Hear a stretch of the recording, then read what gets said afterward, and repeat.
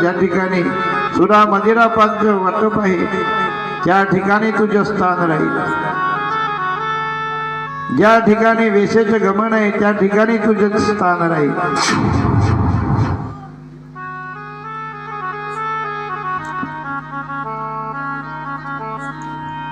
गंदगी आहे म्हणून आपण भागवत चालू होण्याच्या अगोदर आपल्या गावाची स्वच्छता करतो.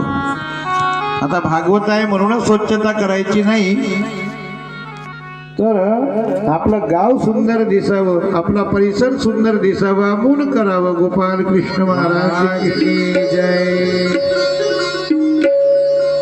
गाव स्वच्छ करायचंय. प्रत्येकाने आपापल्या अंगणासमोरचा परिसर जर स्वच्छ केला तर गाव सहजच